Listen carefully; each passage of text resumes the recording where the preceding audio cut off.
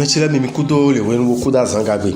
azantongo do abokwisun me mi me agbokwebeton bo ma do aso alo bo ma do asia mi na tun je gbese azangbe o eroje mi ni tempon bonu kuchen titi o mi ma do me de sekpon mi igbe ni me mokoton do wan yan ekun sori ni men mi o we me do aso alo we me do asio mi na do ni kun bolo jiro ena bi odo nun kege na tin bo mi na do gudo fo pede me no na zomo nko ina re ati mi lo so gudo no kweme kayin beli o mi na do ni do jiro nle opode mi na blue da super sepo sitentin o kweme do jiro no eko wa ile no ejawe ile o mi na jin mi na do khodewu be no na yin fifa mi kweme karo beli yin ero po mi na do ni ra ni blo dede gba ko ancien alije suji akwa ancien alije o de to akara blo dede o yin do jiro amanita me pon ganji a na e khonu e ma tiyan bo we kun akara za wa tara gbe na tinu we kun atongo kweme karo toro yin o mi la don lo jiro lini to yo bi o en do jiro de amblogun okan to quarantine we ko asuto po tentin aro we ko asito po tentin o bo kan don lo jiro ani tun kun mo lo jiro kan ko ilo medin o aito ni lo filo po asuto ro kodonu anise asito ro kodonu ehun anise nu edo ede o mama era ti lo jiro ero kodonu johun menu o me maka do aso aro me ma do asia mi la don lo jiro wan isi apapo yo ani ma don kun de bubo ne ndagbero wan isi alijinu o akwesi alijio ani tokumloji akwe inu tajiba na sorote beno na zone ko ina tinwe planete kayo ma so planet mo ko ton le mi na gwa lo ni ba no ganju la gbazame we kwi ana zanwe we kwi korunku enego mi me karo we ro bunyele mi na do mi kumloji mi me kuma odo aso alu mi me ma odo asia mi na tokumloji ra bi jiro mi ni de afonu konto bo se ko me jiro mi alu me sinu je mi tonji o ena indagbe nu mi tí o mi kan don ko me ro je mo yin eloji we me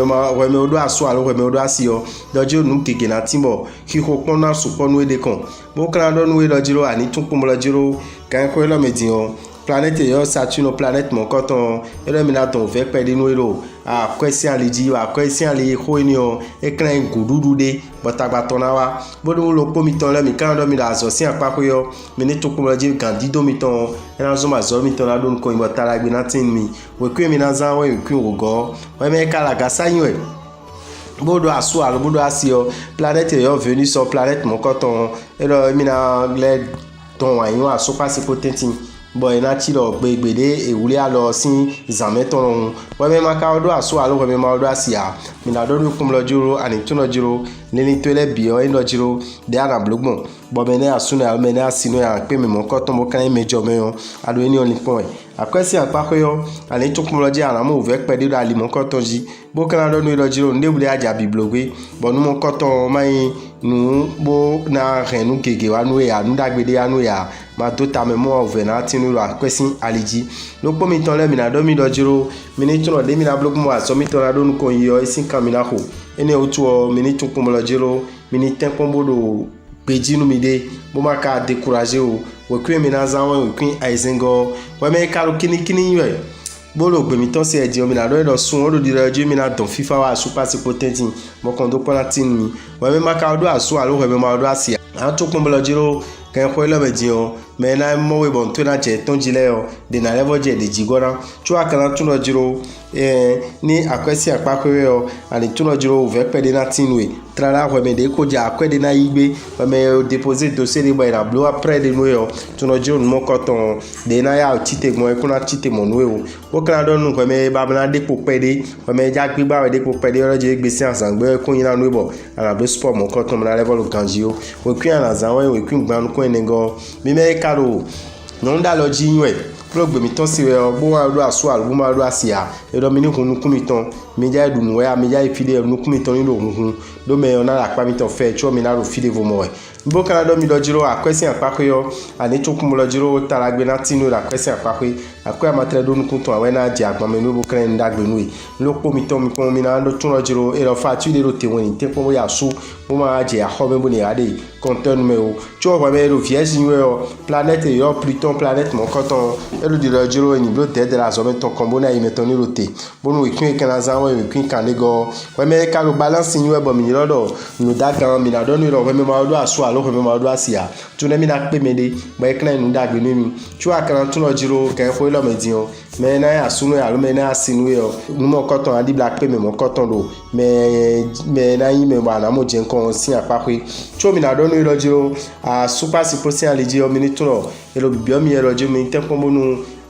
jide do me de wo ni tin do apawe le bi hwehwe o kan do no lo jiro ani tuno akwesi aliji o nde budi ya me aja be akwedo numo koton ani te pomo inti toto ha mede wewe cho ana tuno jiro ouverture o kegera le watin do amayo blo abo ado poussière nu gbon blo johon nu blo fumer nu gbon azizo nu gbon ena yuve nu e ba ikala inu na do tagba nu itam lo po mi ton kalo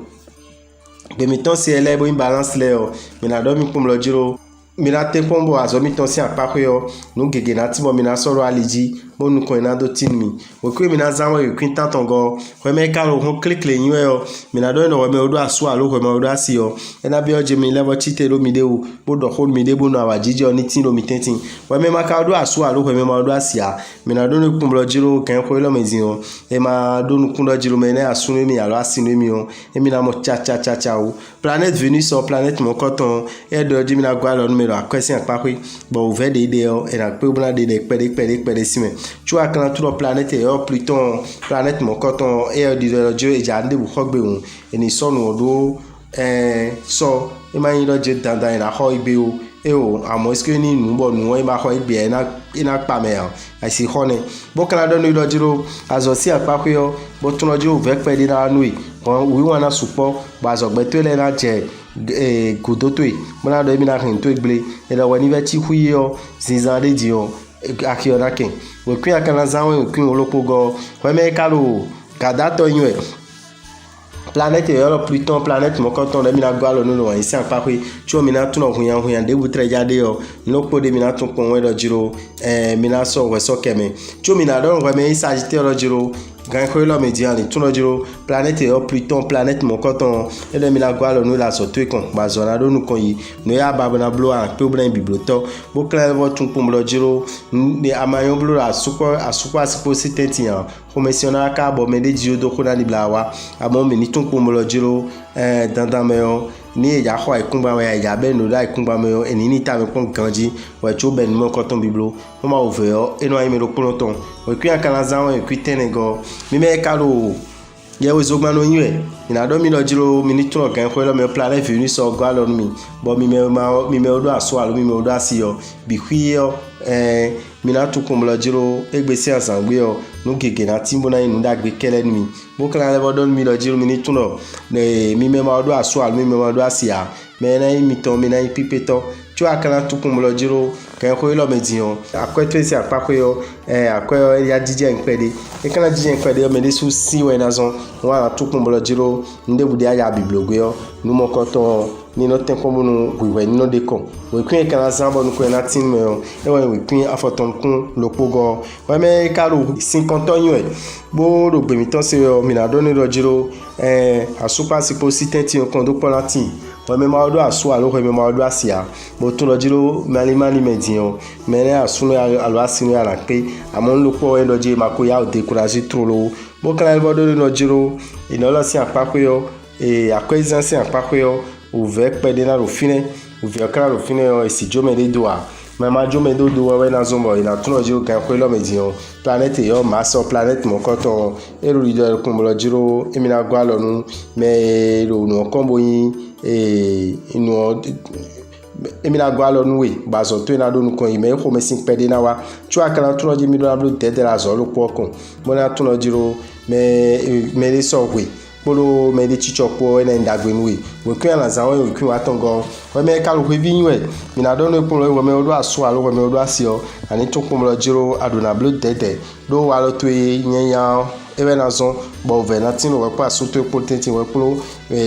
kento to le potenti won ni bi o wa lo pede we me ma ka odo aso alo we me ma odo asia mi na do no ko mo jiro ani tun lo jiro kan ko lo medion kan ko lo me o no ya blue bon ko na tin we yo ewe ndo jiro ani te pombon planète Pluton sin ho ani se ewe ndo jiro ma blonde bo tuno e na blue pele so na blue de po e ma blonde lo à peu près me o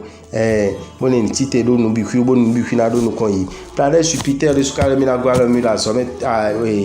lameton meton kon be na ro ganju la gbazame we ku akana zawo en kun gbanu kun lopogo ta me ora bitan dogbe mi lo ma gbe lo to si fani kondo meji na do mi lo jire gbe gbada be si 23h mi te ko do to mi lo radio beneji do français gbe me o ni e kan me lo polopo mi na timeni e na chemi